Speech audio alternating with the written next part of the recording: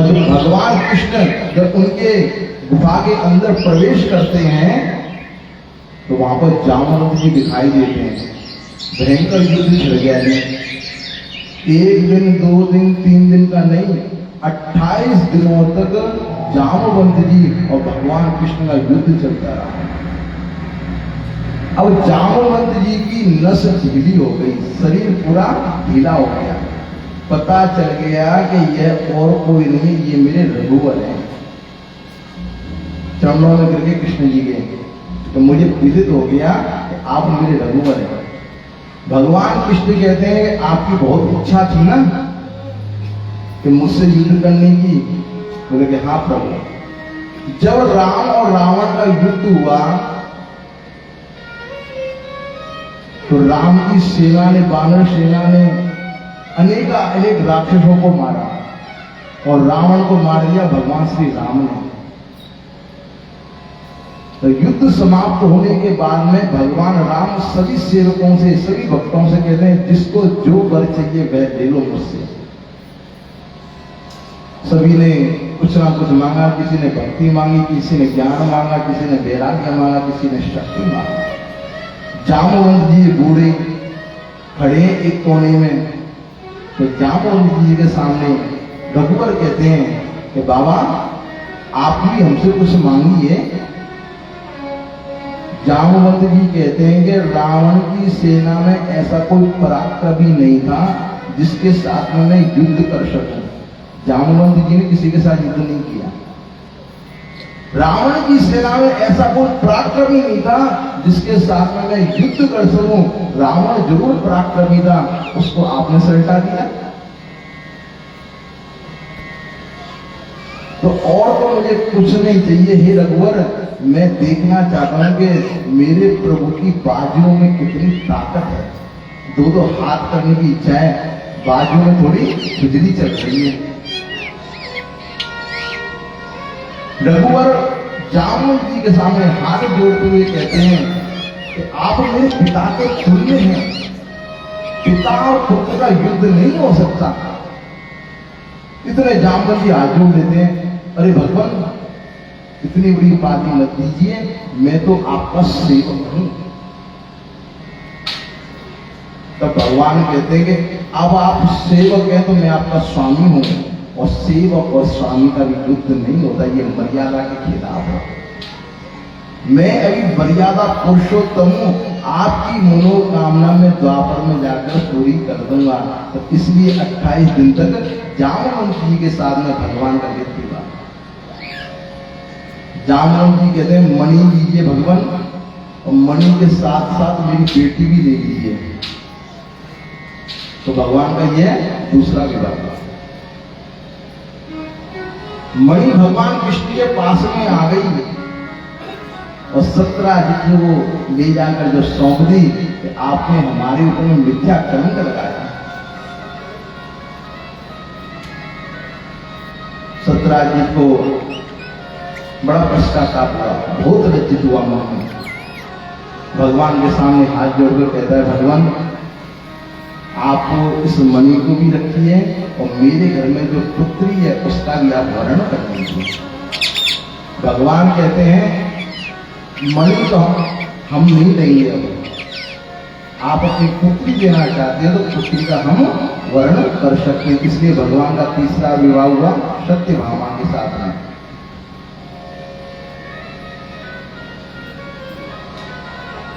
सुधनवा की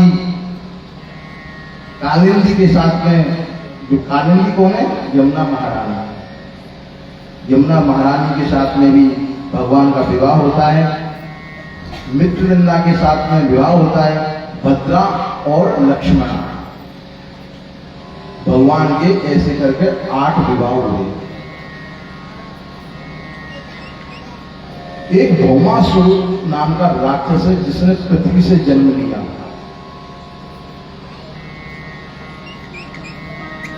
और पृथ्वी से जब जन्म लिया तो उसको विदित हो गया, उस पृथ्वी मैया को विदित हो गया, ज्ञान हो गया कि अगर कोई मेरे बेटे को मार सकता है तो वो नारायण ही मार सकता है, अन्यथा कोई मार नहीं सकता। पृथ्वी देवी भगवान कृष्ण के पास में जाती हैं, प्रभु मुझे पता है कि मेरे बेटे का जो वध होगा वो आपके द्वारा ही होगा, इसलिए प्रभु कुछ भी करो लेकिन मेरे बेटे को मत मारना। क्षमा याचना करने लगी पृथ्वी देवी। भगवान कृष्ण करुणा के सागर हैं। पृथ्वी मैया को आश्वासन दिया, हे देवी जब तक तुम अपने मुख से नहीं कहोगी कि मेरे बेटे को मारो, तब तक मैं तुम्हारे बेटे को हाथ भी नहीं लगाऊंगा, मारूंगा भी। अब कौन मां अपने बेटे के लिए बोलेगी कि मारो? और जो पृथ्वी मैया को एकदम ज्ञान है और मन में विश्वास है कि अब मेरा बेटा अजर अमर हो गया। भौमासुर के कारागार में 16,100 राजकुमारियां हैं, सब राजाओं की बेटियां। उनका हरण करता, राजाओं को मार देता, उनकी बेटियों को लाकर अपने कारागार में डाल देता।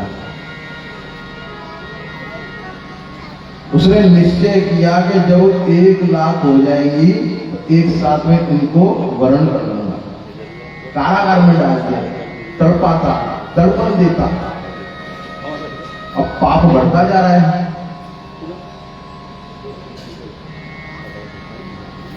भगवान कृष्ण को सूचना मिली तो सत्यभामा को साथ में लेकर गरुड़ पर आरूढ़ होकर उसका वध करने के लिए जाता है। सत्यभामा और कोई नहीं है, सत्यभामा भूदेवी है। जाएंगे साउथ में तो भूदेवी और श्रीदेवी, 2 देवियां हैं। भूदेवी सत्यभामा है और श्रीदेवी रुक्मणी मैया है।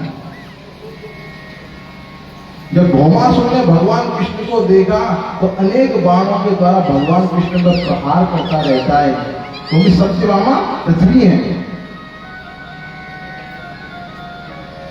जब बाणों की बौछार करता जा रहा है लेकिन भगवान कृष्ण सिर्फ बचाव ही कर रहे हैं। एक भी बाण भौमासुर की तरफ में नहीं चलाया, एक भी बाण नहीं चलाया। सत्यभामा ने कहा कि प्रभु आप खाली बची रहे हो, इस दुष्ट को आप मारते क्यों नहीं, इसको मार दो। तब भगवान कृष्ण कहते हैं तुमसे मैंने वचन लिया था कि जब तक तुम अपने मुखारविंद से नहीं कहोगी मारने के लिए तब तक मैं इसको मारूंगा नहीं। आज भूदेवी ने कहा कि इस दुष्ट को मारो तो उसी समय उसका प्राणांत हो जाता है। और जैसे ही गोविंद ने उसके कारागार को खोला, जब उन कन्याओं को देखा तो भगवान कृष्ण के आंखों में आंसू आ गए। मन बड़ा व्यथित हुआ। अब इन राजकन्याओं से विवाह कौन करेगा? जो किसी की कैद में कई सालों तक वह राजकन्याएं रही, राजकुमारियां, अब इनके सामने विवाह करेगा तो कौन करेगा? सिर्फ 2 ही रास्ते हैं, या तो वह किसी कुमार्ग पर चली जाए या सारी की सारी राजकुमारियां किसी दधकती हुई अग्नि में समाहित हो जाए या किसी कुएं में जाकर मृत्यु का वरण कर लें, और कोई दूसरा रास्ता है ही नहीं। मेरे गोविंद ने उन राजकन्याओं के साथ में एक मुहूर्त में विवाह किया, और जो 16,100 जो राजकुमारियां हैं वह और कोई नहीं है। कर्मकांड, ज्ञान कांड, उपासना कांड। कर्म कांड के होते 80,000 मंत्र, ज्ञान कांड के होते हैं 4,000 मंत्र, और उपासना कांड के होते हैं 16,000 मंत्र। जो 16,000 मंत्र थे उपासना कांड के, वही राजकुमारियां हैं। उनमें जो 100 थी विशिष्ट, वह 100 प्रकार के अपने उपनिषद होते हैं, वेदों की ऋचाएं, 100 प्रकार के उपनिषद वही राजकुमारी होते हैं। एक मुहूर्त में भगवान ने 16,100 विवाह उन राजकुमारियों के साथ में किया। भूमिरापो नलो वायु खं मनः बुद्धि एवच। जो जीव प्रकृति के अधीन होता है, उसे प्राणी कहते हैं। और जिसके अंदर में प्रकृति रहती है उसको ईश्वर कहते हैं। कैसे? अपने प्रकृति के अधीन है।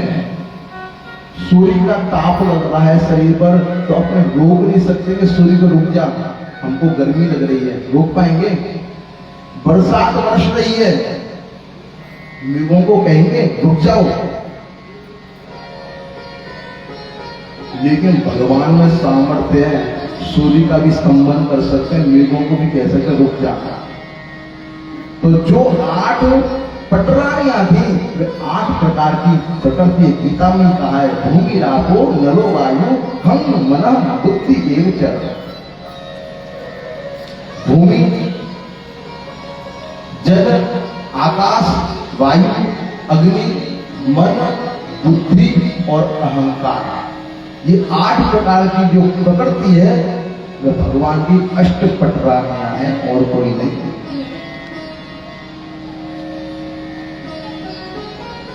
भगवान सभी के साथ में पानी ग्रहण संस्कार करने के बाद में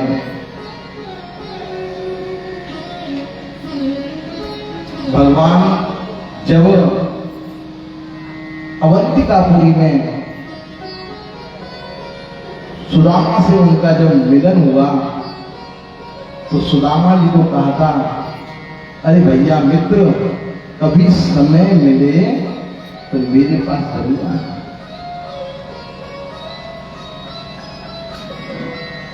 सुदामा जी अवंतिकापुरी में कहते हैं, लाला कि नाम, रूप, लीला और धाम, ये 4 प्रकार की भक्ति होती है। ध्यान से सुनिए, नाम, रूप, लीला और धाम। जब हम कथा करते हैं उसके पहले थोड़ा नाम उच्चारण का संकीर्तन करते हैं, जय राधे राधे गोविंद गोविंद राधे। तो नाम संकीर्तन करते रहो करते रहो करते रहो। यह भी एक बहुत अच्छी भक्ति है। कुछ करो या मत करो, लेकिन नाम संकीर्तन कर लिया तो आपने बहुत बड़ा तप कर लिया। तो नाम संकीर्तन है। तो लाला मैं तेरे नाम को संकीर्तन हर समय करता रहूंगा। रूप, लाला तेरा जो चेहरा है, यह जो रूप है मैंने अपने हृदय में हृदयांग कर लिया है, इसको बंद करके रख लिया। जब भी मैं आंखों को बंद करूंगा तो ये तेरी जो चितौनी झांकी है मेरे अंदर में समाहित है, मैं इसी का दर्शन करता हूँ। फिर लीला, लाला पहले ब्रजमंडल में जो लीला करें बापुरी में बार बार मैं याद करूंगा। तो ये भी बहुत बड़ी भक्ति है। भगवान की जो चपल लीलाएं हैं उनका स्मरण करना। और एक धाम, लाला तेरे बहुत अच्छे अच्छे धाम है, वृंदावन धाम है, मथुरा है, काशी है, गया है, अनेक धाम है। मैं कोशिश करूंगा कि हर धाम में चलकर जाऊंगा। आज प्रभु को सुदामा की याद आ रही है। कृष्णस्यासील सखा काश्चित् ब्राह्मणो ब्रह्मवित्तमः विरक्त इंद्रियाशेषु प्रशांतात्मा जितेंद्रिय। जिसने अपनी इंद्रियों को जीत लिया उसी का नाम सुदामा है। श्री शुकदेव साथी राजा परीक्षित से कहते, हे राजन, भागवत में कहीं नहीं लिखा कि सुदामा दरिद्री था। ब्राह्मण का कार्य नहीं है भीख मांगना। ब्राह्मण कभी भी भीख नहीं मांगना चाहिए। ब्राह्मण को पूजा पाठ करके जो यजमान दक्षिणा दे, दान लेने का अधिकार जरूर है, लेकिन भीख मांगने का अधिकार ब्राह्मण का नहीं है। सुदामा जी को सुखदेव जी कहते हैं कि भागवत में कभी लिखा दरिद्री। कृष्णस्यासी सखा काश्चित् ब्राह्मणो ब्रह्मवित्त में जो ब्रह्म का जानने वाला उसका नाम सुदामा है। दरिद्री होता कौन है? सुखदेव स्वामी कहते हैं दरिद्री होता कौन है? एक संत महात्मा जब रास्ते से जा रहे थे तो रास्ते में उनको एक मिल गई कौड़ी। कौड़ी समझे ना? जब उनको कौड़ी प्राप्त हो गई तो बहुत जगह घूमे कि इस कौड़ी को कोई लेने वाला हो तो मैं उसको दे दूं। लेकिन सब जगह देखा था उस समय अच्छा युग था, तो कोई कौड़ी लेने वाला नहीं, सब संतोषी थे। जिसके पास में जितना धन है, जितने मेरा व्यापार है, सब कुछ है, वो सब मेरा है, बस संतोष है, मेरा है। अब कौड़ी लेने वाला कोई है नहीं, तो मन में बिताए। इतने में देखते एक राजा की सेना अपने सैनिकों के साथ में पूरब से चल के आ रही है और पश्चिम की ओर जा रही है। एक सैनिक आगे बढ़ते हैं, राजा का रथ पीछे चलता है। तो सैनिक को पूछा, भैया इतनी बड़ी सेना जा रही कहां है?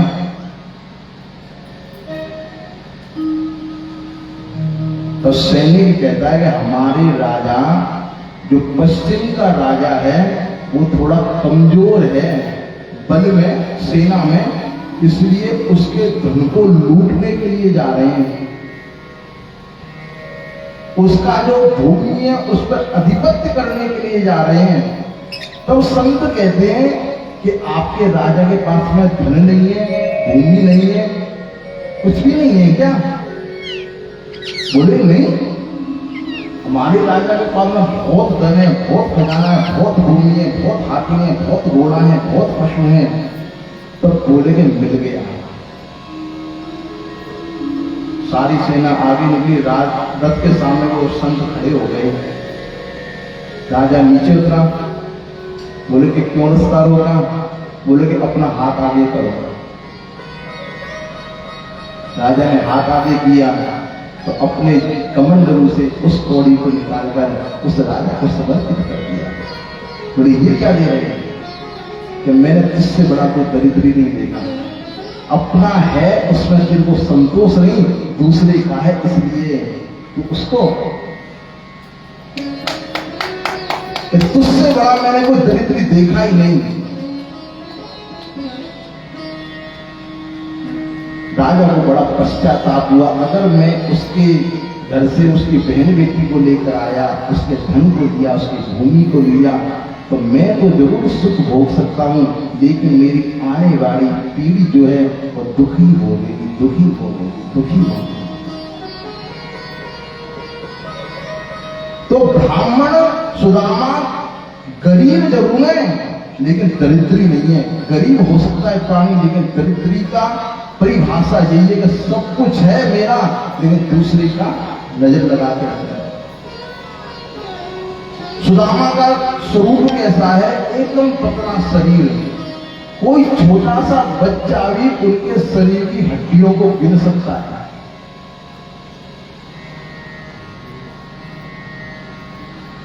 घर ऐसा है, झोपड़ी ऐसी है जिसमें मेघ हर समय आशीर्वाद देते हैं, सूर्य हर समय आशीर्वाद देता है, चंद्रमा की किरणें उस घर में आती है। खप्पर टूटा हुआ है, लेकिन सुदामा जी भोजन क्या पाते हैं? जब खेत में खेती हो जाती है और जब धान कट जाता है मशीन के द्वारा कैसे भी, तो उसमें थोड़ा थोड़ा कुछ धान भूमि पर गिरा रहता है, तो आज्ञा लेकर खेत के मालिक से तो उन धानों को चुपते थे, उन्हीं को धोकर उन्हीं को अपनी पत्नी को दे देते, उसी से अपना प्रसाद बनाते, भगवान का भजन में ही समय बिताते थे। और जितना ज्यादा भजन में समय बिताया जाए वही सबसे अच्छा समय है। पूरा समय भगवान का भजन, लेकिन घर में बच्चे हैं, बच्चों को सुंदर शिक्षा तो जरूर देते, लेकिन जो उनकी माँ है सुशीला देवी, बच्चों की सुशीला सुदामा जी की धर्मपत्नी है, खुद भूखी रह जाए लेकिन मेरे बच्चे भूखे नहीं रहने चाहिए। मेरा पति भगवत भजन में हर समय लगा रहता है। एक दिन आंखों में आंसू भरते हुए गोविंद की प्रार्थना करती है सुशीला देवी, गोविंद कहो गोपाल कहो, प्रभु तुम अंतर्यामी हो, बच्चे भूखे हैं कई दिनों से, कैसे दिनों के स्वामी हो। हे गोपाल जी, हे द्वारिकाधीश, मैं और मेरे पति भूखे रह सकते हैं, पानी पीकर काम चला सकते हैं, लेकिन कई दिन तक व्रत रह जाए तो पानी पिए तब भी पेट में दर्द होता है। बच्चों को पानी पिला पिला कर रख रहे हैं तो बच्चों को पानी पीने से भी पेट में दर्द होता है, तो आप कैसे करुणा निधि हैं? फिर प्रार्थना करती है, मेरे मन मंदिर के मूरत पत्थर बनकर क्यों बैठे हो, आवाज सुनो प्रभु निर्धन की, कुंभपति क्यों रूठे हो। हे मेरे मन मंदिर के प्रभु द्वारकाधीश, हमसे कोई गलती हो गई जो आप इतने रूठी नहीं हैं?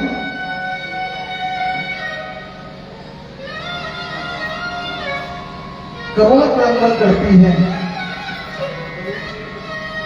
फिर प्रार्थना करती है कि देना दुख तो दे देना, पर देना सहने की शक्ति।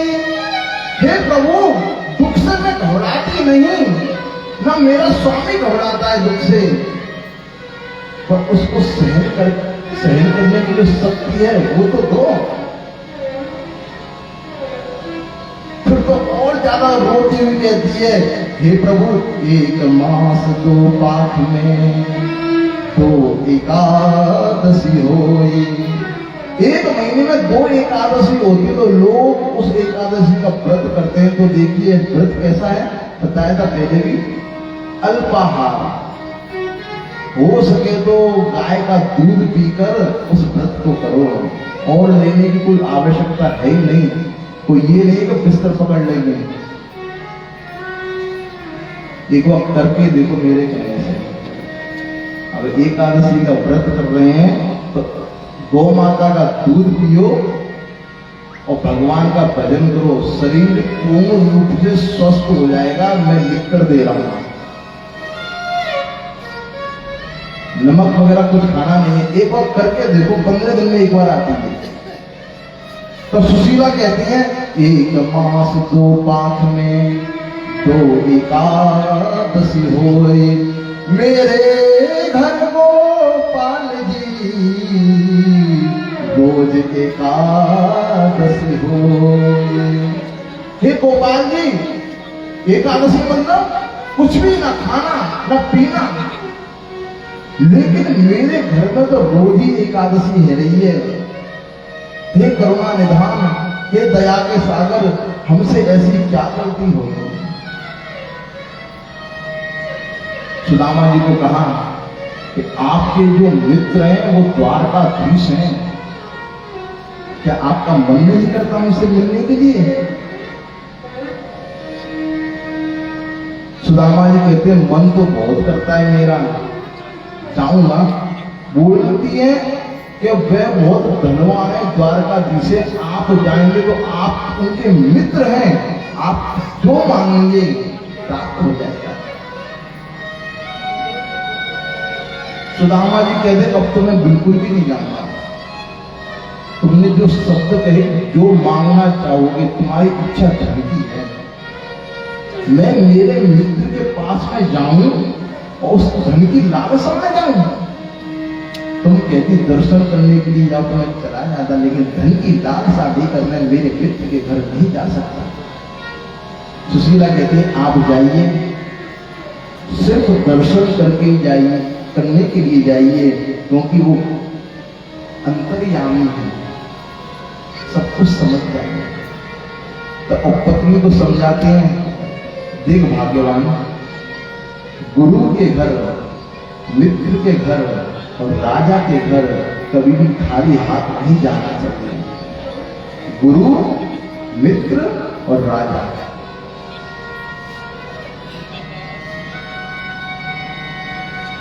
गुरु कैसा होना चाहिए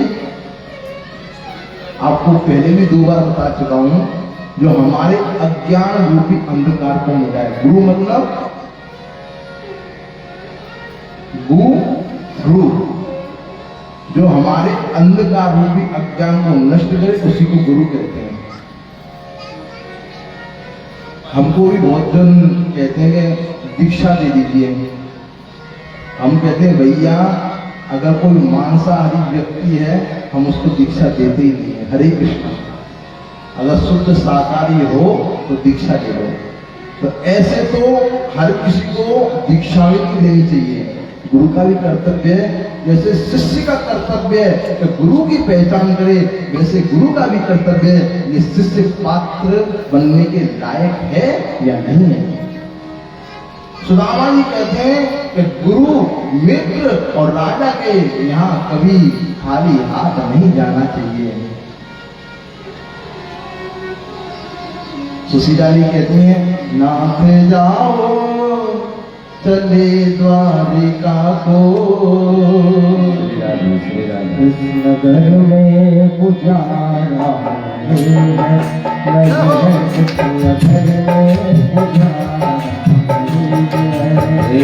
नाथ जाओ चले द्वारिका को, नाथ जाओ चले द्वारिका को, नगर में पुजारा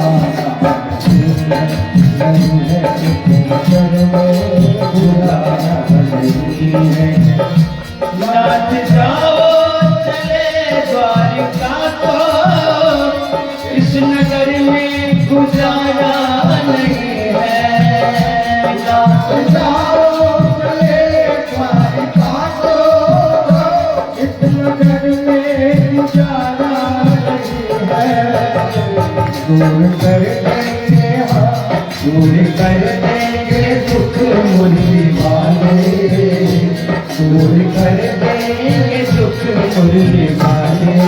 और कोई सहारा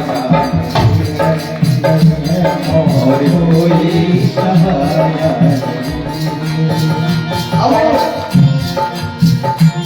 सुदामा जी कहते हैं अपनी भार्या से, अरे तुम द्वारिका जाने के लिए प्रेरित तो कर रही हो, लेकिन मैंने तुमको कहा कि मित्र के घर खाली हाथ नहीं जाना चाहिए। कैसे जाऊं प्रिय द्वारिका में, तुमने सोचा बिचारा नहीं है। कैसे जाऊं प्रिय द्वारिका में, तुमने सोचा बिचारा नहीं है। देख लो तन के कपड़े फटे हैं, देख लो तन के कपड़े फटे हैं। हाल अच्छा हमारा, हाल अच्छा हमारा नहीं है। श्री राधे।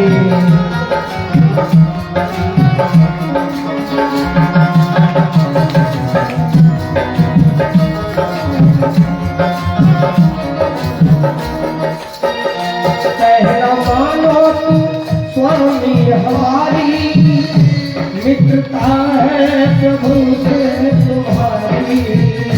कहना मानो तुम स्वामी हमारी, मित्रता है प्रभु से तुम्हारी।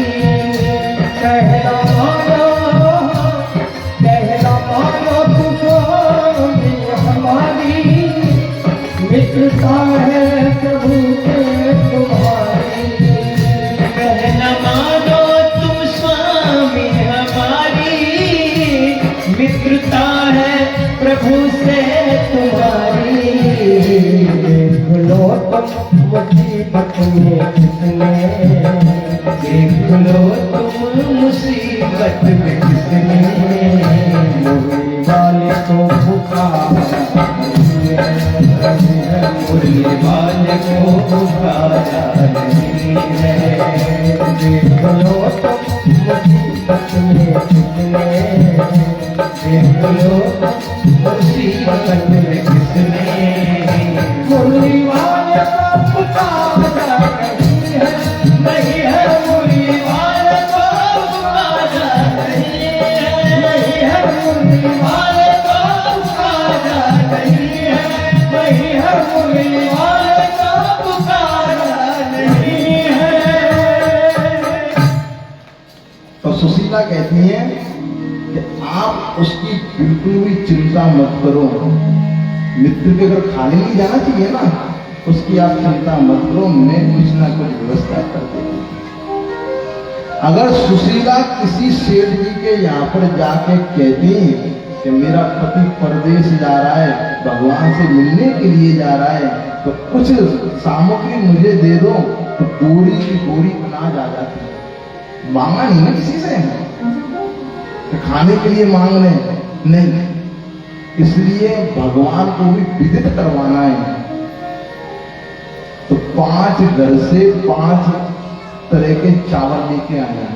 किसी के घर से लाई तो बोले कि थोड़ा चावल दे दो, मेरे पति जा रहे हैं भगवान द्वारिकानाथ से मिलने के लिए। तो उन्होंने बोरी दी, बोले बोरी नहीं चाहिए, खाली अपने हाथ से 1 मुट्ठी चावल दे दो। दूसरे के यहाँ गई, उसके यहाँ से भी 1 मुट्ठी चावल दे दो। अब 5 घर में गई है तो 5 घरों में एक जैसा चावल तो बनता नहीं है। किसी के यहाँ पे जीरा भोग बनेगा, किसी के यहाँ पे गोबर भोग बनेगा, किसी के यहाँ पे बासमती बनेगा, किसी के यहाँ पे अरबा बनेगा। तो 5 घर से चावल लेके आती है और एक एक बरस का कपड़ा जो कई जगह से सिला हुआ है, उसमें उन चावलों को बांध कर वैकुंठ सुदामा जी को दे दी। क्यों कि जब ये पहुंचेंगे मेरे पतिदेव द्वारिका, और जब ठाकुर जी इनसे लेंगे ये पोटली, तो पोटली देखते ही समझ जाएंगे कि इसके घर में स्वयं का एक दाना चावल का ये मांग कर लाइए 5 बना से।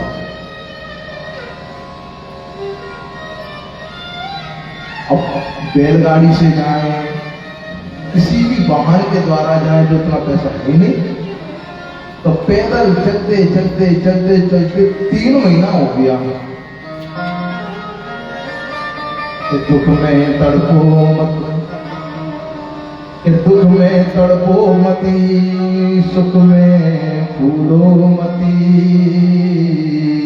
प्राण जाए मगर नाम भूलो मती। मुरली वाले को मन से रिझाते चलो, मुरली वाले को मन से रिझाते चलो। कृष्ण गोविंद गोपाल गाते चलो। भगवान का चिंतन करते हुए सुदामा जी जा रहे हैं, चलते चलते पांव में बीमारियां पड़ गई।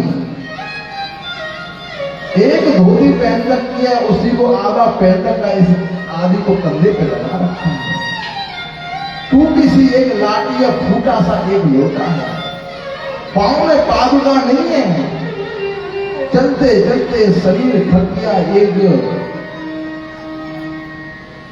नदी के तट पर आकर बैठते हैं, इतने में देखते हैं कोई नाव लेकर वहां पर आया है। कोई पार के जेवैया फूलत का लैया, है कोई पार के जेवैया फूलत का लैया, है कोई पार के जेवैया फूलत का लैया, है कोई पार के जेवैया फूलत का लैया। ओ सतयुग में सतकी नैया, भैया सतयुग में शक्ति मैया, बेटा में चारो भैया। सतयुग में शक्ति मैया, बेटा में चारो भैया। सतयुग में शक्ति मैया, बेटा में चारो भैया। द्वापर में कृष्ण भैया फूलत का लैया, द्वापर में कृष्ण भैया फूलत का लैया। फूलत का लैया, फूलत का लैया, फूलत का लैया, फूलत का लैया। है कोई पार के भैया फूलत का लैया, है कोई पार के भैया फूलत का लैया। नाम में जो आरूढ़ है वह और कोई नहीं है, साक्षात परमात्मा है, द्वारकाधीश है। नाव के अंदर से ही कहते हैं भैया किसी को पार करना है तो इसमें सवार हो जाओ। सुदामा जी कहते हैं भैया पार तो करना है, लेकिन तुम पार करवाओगे तो उतारी ही तो लोगे ना। भगवान कहते हैं आप जैसे भक्त से हम कोई उतारी नहीं लेते, कोई द्रव्य नहीं लेते, उसमें सवार हो जाते हैं और पट्टी पार जाकर भगवान उनको उतार देते हैं। तब सुदामा जी उनसे पूछते हैं कि भैया द्वारिका अभी कितनी दूर और है। तब कहते हैं भगवान दूसरा रूप धारण करके रखे हैं, केवट का धारण कर रखे हैं। तो कहते हैं कि आपके शरीर को देखते हुए जिस गति से आप चल रहे हैं, मुझे लगता है कि आपको 3 महीना और लग जाएगा। सुदामा जी ने कहा अरे भैया कन्हैया इतनी दूर जाकर बैठ लो, तो भूख लगती है, प्यास लगती है, जिंदगी अब उदास लगती है, कैसे आऊं मैं द्वारिका तेरी, आस भी अब निराश लगती है, आस भी अब निराश लगती है। हे कन्हैया इतने दूर जाकर बैठो, 3 महीना में मेरी हालत खराब रह गई। वहीं पर किनारे पर मिट्टी का तकिया बनाकर और वहीं पर शयन करते हैं और कहते हैं द्वारिकाधीश जब शरीर में सामर्थ्य होगी तो आ जाऊंगा, नहीं तो अपने गांव वापिस चला जाऊंगा। हरे कृष्ण। जैसे ही उनकी आंखें खुली, बोले द्वारिकाधीश नाथ की जय, द्वारिकाधीश नाथ की जय, द्वारिकाधीश नाथ की जय। सोए थे नदी के किनारे और पहुंच गए सीधे द्वारिका। जब महल में प्रवेश किया तो द्वारपालों ने सुदामा जी को जैसे ही देखा, अच्छा ब्राह्मण, श्रेष्ठ ब्राह्मण हमारे भगवान से मिलने के लिए आया है। द्वारपालों को सुदामा जी कहते हैं कि भैया ये द्वारिका नगरी है क्या? बोले कि हाँ ये द्वारिका नगरी है। हे ब्रह्मदेव ये द्वारिका नगरी है, बताइए आपको किसके यहाँ पर जाना है? तो सुदामा जी कहते हैं मुझे जाना है कन्हैया के पास में, वहां पर तो कृष्णचंद्र ठाकुर, वहां पर नाम होगा द्वारकाधीश श्री कृष्णचंद्र, लेकिन कन्हैया और लाला कहने वाले तो उनके बचपन के ही हैं। गोपियां कहती उनके बचपन के यार कहते, बचपन के मित्र कहते, तो कहवे वो लाला कन्हैया यहाँ पे कहां पे रह रहे हैं? द्वारपाल कहते पूरी द्वारिका उनकी है, हम उनके सेवक हैं। वैसे तो महात्मा और ब्राह्मणों के लिए कोई रोक टोक नहीं है, वे सीधे भी भगवान से मिलने जा सकते हैं, उनके लिए कोई भी रोक टोक नहीं है। लेकिन अभी अभी हमें सूचना मिली है कि भगवान अपना भोग पा रहे हैं और भोग पाने के बाद ठाकुर जी कुछ समय के लिए विश्राम करते हैं।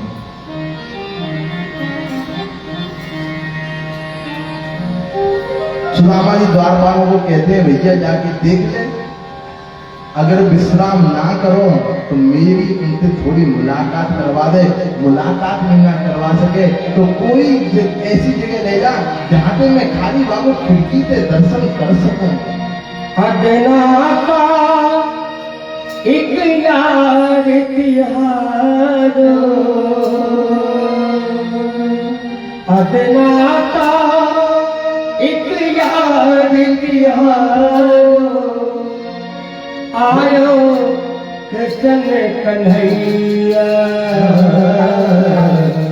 आयो कृष्ण कन्हैया,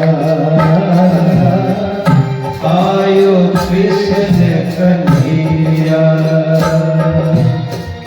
अदना का एक याद तिहार, अदना सा एक यार तिहार, आयो कृष्ण कन्हैया,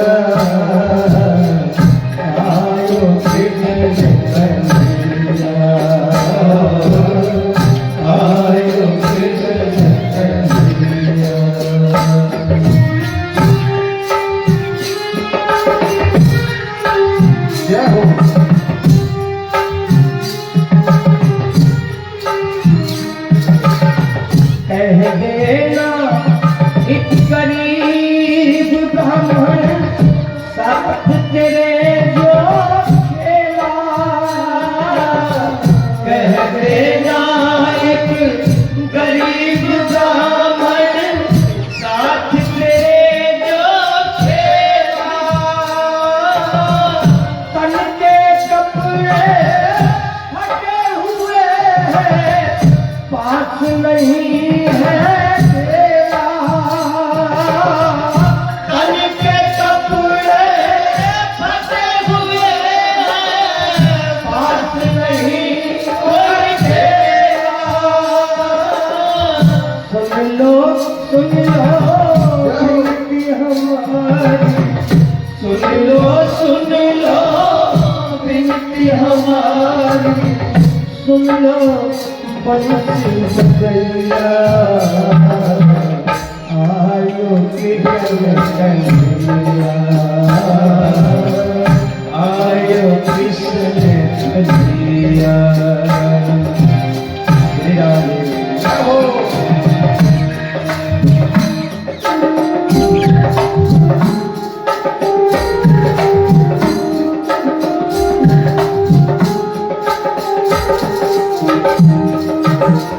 मुट्ठी भर चावल के है देना, वो भी मांग के लाया, मुट्ठी भर चावल के है देना, वो भी मांग के लाया, भेजा हूँ भिजवाया गया हूँ, खुद नहीं मैं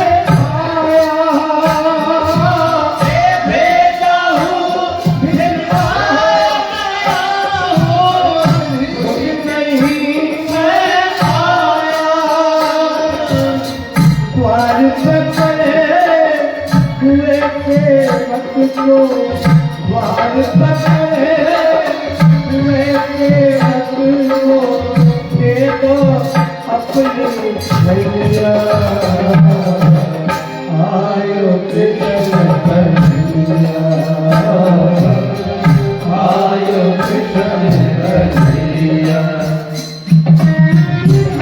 हरे कृष्ण।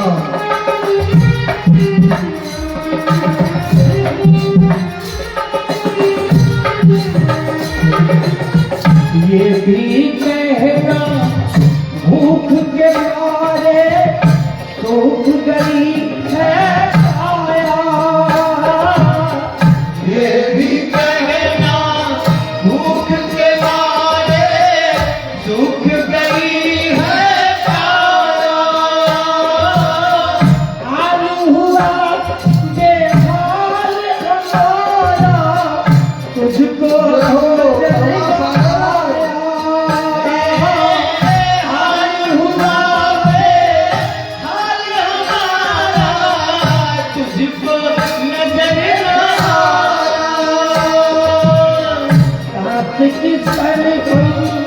बेसुर बोले साथ की सरगम बेसुर बोले, तुझ बिन रात बसैया, आयो कृष्ण कन्हैया, आयो कृष्ण कन्हैया। अदना का एक याद तिहारो, कन्हैया, आयो कृष्ण कन्हैया, आयो कृष्ण कन्हैया।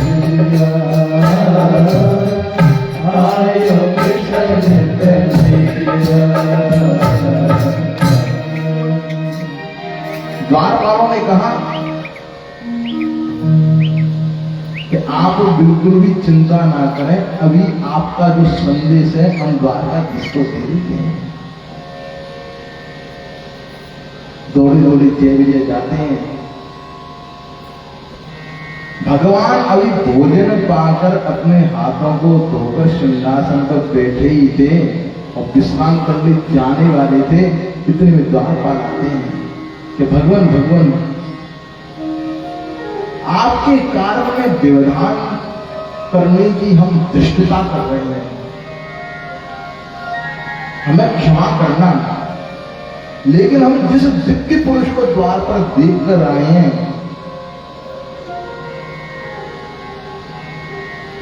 इसलिए हमको आना पड़ा। भगवान कहते हैं बताओ बताओ क्या बात है, क्योंकि ठाकुर जी तो वैसे अंतर्यामी है।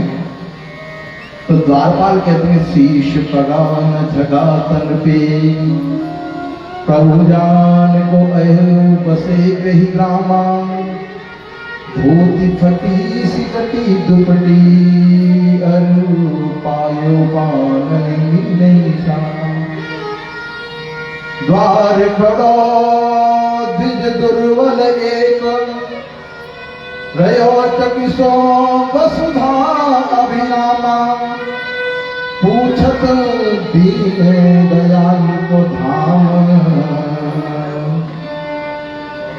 हे प्रभु, जो द्वार पे खड़ा हुआ है उसकी धोती फटी हुई है, ना जाने कितनी जगह से, गिनती भी नहीं कर सकते। चरण में कोई पादुका नहीं है, पांवों की बीमारियां फटी पड़ी हैं। शरीर इतना पतला है, इतना पतला है कि कंकाल रख दो और शरीर को देख लो। लंबी चोटी है, लाठी टूटी फूटी है, लोटा बिचका हुआ है, टूटा हुआ लोटा, लेकिन इतना पूरा शरीर दुर्बल है, सब कुछ विपन्नता है, लेकिन चेहरे से माथे से ब्रह्म तेज झलक रहा है।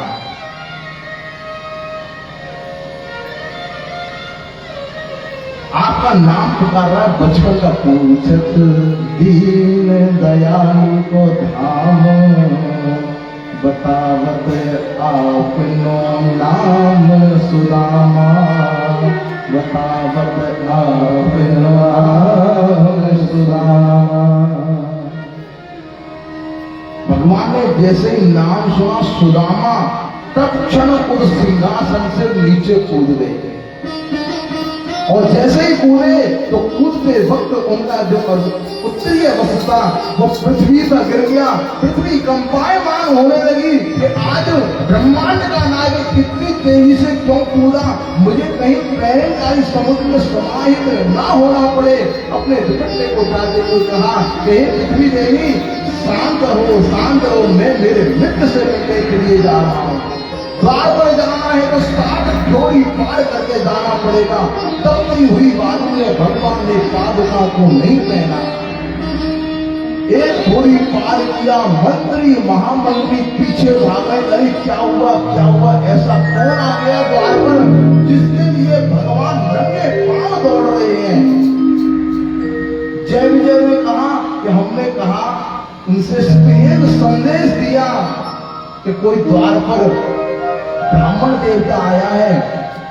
उद्धव महामंत्री कहते हैं अगर ब्रह्मा को भी द्वारिका में आना पड़े तो 2 दिन तक इंतजार करना पड़ता है भगवान से मिलने के लिए। लेकिन तत्क्षण ठाकुर जी उससे मिलने के लिए दौड़ गए। एक डोरी पार करते हैं, तपती हुई बालू में दौड़ रहे हैं, दूसरी डोरी पार करते हैं, तपती हुई बालू में दौड़ रहे हैं। पूरी द्वारिका नगरी, द्वारिका में रहने वाले ठाकुर जी के पीछे पीछे दौड़ रहे हैं। जब द्वार पर जाकर देखा सुदामा को तो गले से लगा दिया। अंदर महल में लेकर आते हैं। जिस सिंहासन पर ठाकुर जी स्वयं विराजमान होते हैं उस सिंहासन पर किसी की हिम्मत नहीं है कि हाथ भी लगाए। बैठने की बात तो बहुत दूर की है। जिस सिंहासन पर ठाकुर जी विराजमान होते हैं आज सुदामा जी को उस सिंहासन पर बैठाया है। और जहां पर सेवक बैठता है नीचे, उसी भांति सेवक की भांति ठाकुर जी सुदामा के चरणों में बैठे। जब सुदामा जी के शरीर को देखा और जब पांवों को हाथ लगाया तो सुदामा कहता है लाला झुका करो, मेरे पांव को हाथ लगा रहे हो। तो मैं तो आप जैसे संतों के ही चरणों का स्पर्श करता हूं। कि देखी सुदामा की दीन दशा। रुक्मणी को आदेश दिया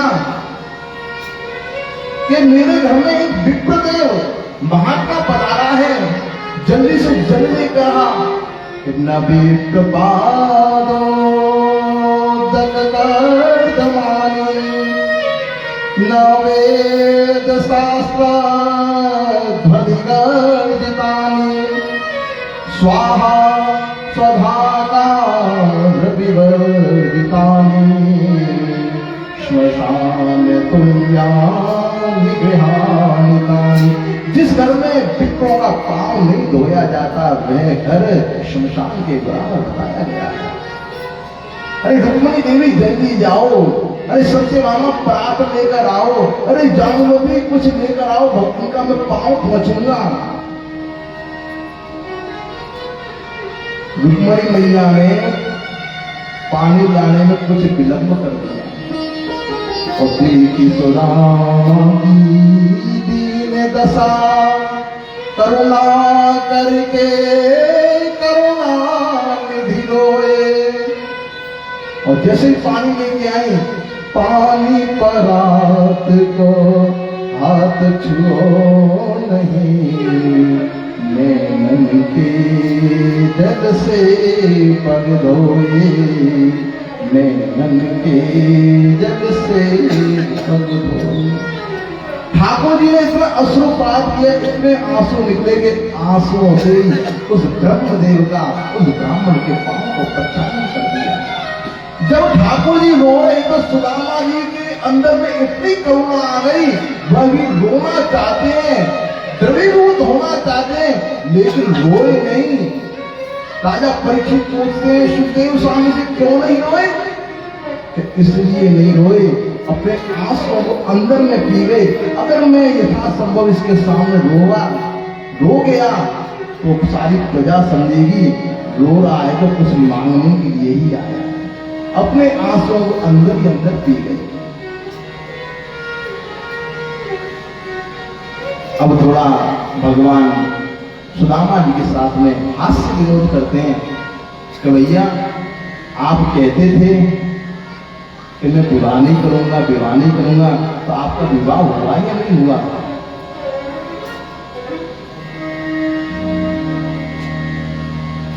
सुदामा जी कहते हैं मेरी तो बिल्कुल इच्छा नहीं थी, लेकिन माता पिता का बहुत आग्रह था तो मेरा विवाह हो गया।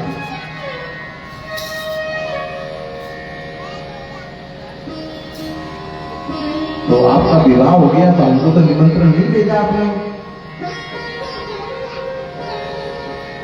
सुदामा जी कहते हैं ज्यादा बात मत बना, हमारा एक विवाह हुआ तो हम तुमको बुलाना भूल गए, तेरे कितने विवाह की हमको निमंत्रण दिया। भगवान कहते हैं कि मेरे विवाह तो ऐसे ही हुए, 5 बजे कोई विवाह की बात नहीं और 7 बजे घर में बहू आ गई। भगवान के विवाह तो ऐसे ही हुए ना कि 5 बजे विवाह की कोई बात नहीं, 7 बजे बहू आ गई और सभी अपनी जामवती सत्यभामा सबको आदेश देते हैं ठाकुर जी कि इनको प्रणाम करो। वो सब आकर सुदामा जी को प्रणाम करती हैं और सुदामा जी सबको आशीर्वाद प्रदान करते हैं। भगवान तो उसकी गरीबी को दूर करने के लिए अब सोच रहे हैं कि जो ये लेकर आया वह मैं इससे ग्रहण करूं। तो भगवान कहते हैं कि सुदामा जी आप घर से आए तो भाभी ने मेरे लिए कुछ ना कुछ तो भेजा होगा, लेकिन इतना जब ठाकुर जी का वैभव देखा सुदामा जी ने तो देखिए गरीब आदमी के मन में संकोच हो ही जाता है।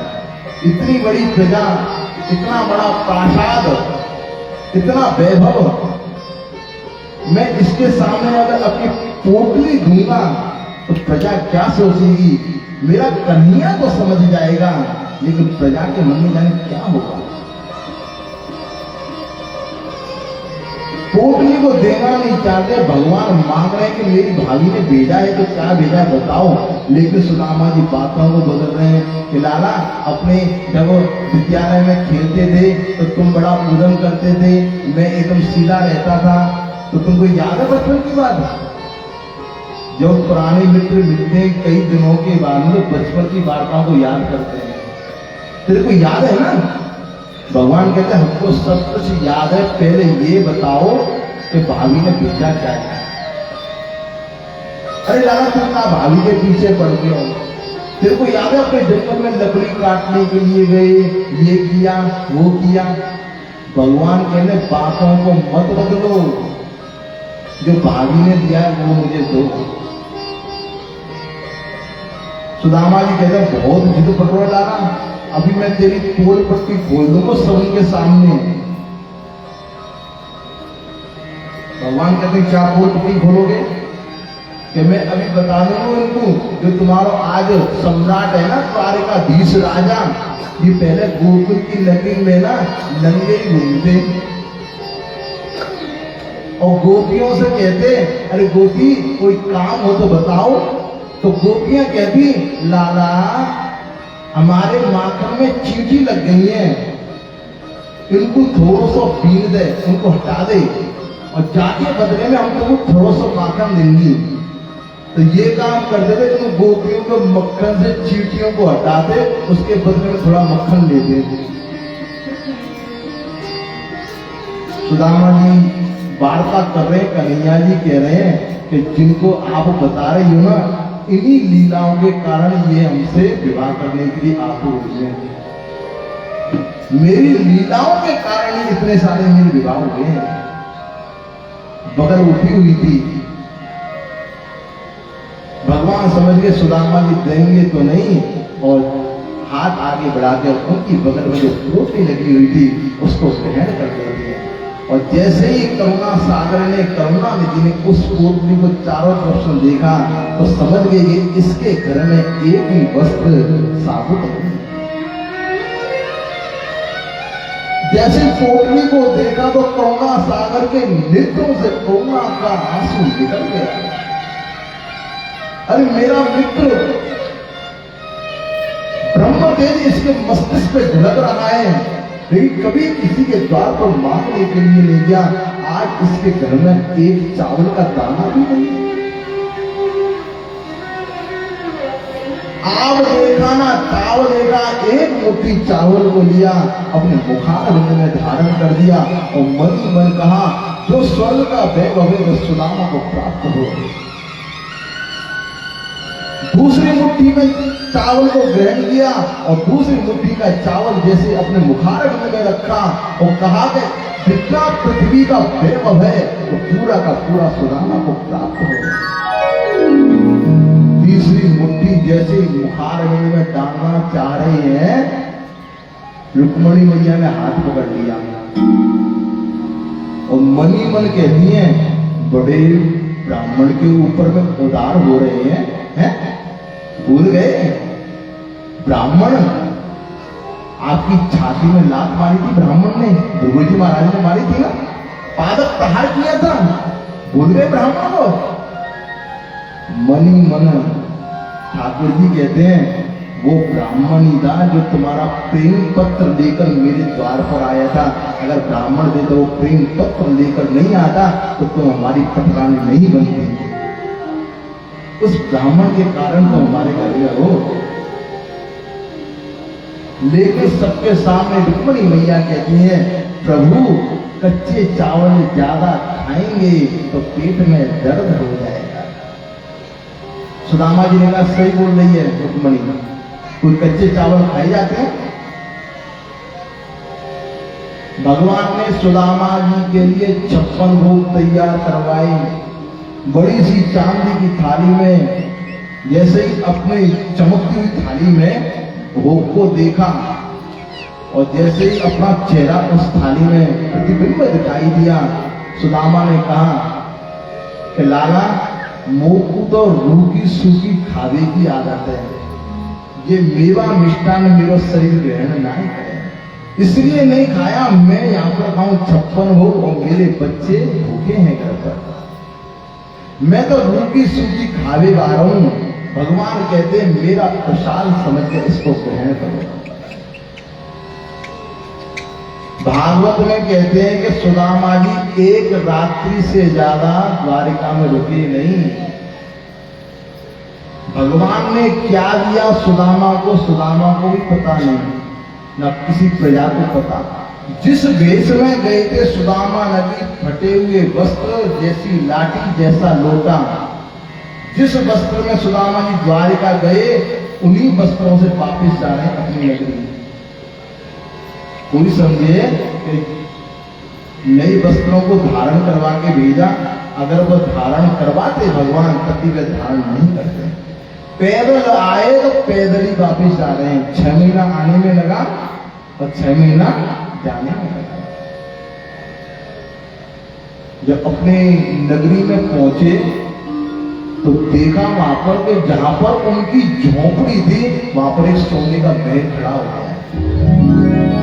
सुदामा जी ने मन में सोचा, लगता है कि मैं यहां से चला गया तो मैं गरीब हूं, कोई धनी आदमी ने यहां से मेरी झोपड़ी को हटाकर अपना स्वर्ण मंदिर महल बनवा लिया है। लेकिन द्वारपालों को पूछा, भैया ये कौन सी नगरी है? तो द्वारपाल कहते हैं, हे ब्राह्मण देवता ये सुदामा नगरी है। सुदामा जी ने सोचा, मेरे नाम की नगरी? मेरे नाम की तो नगरी हो नहीं सकती। हे सुदामा, हे सुदामा।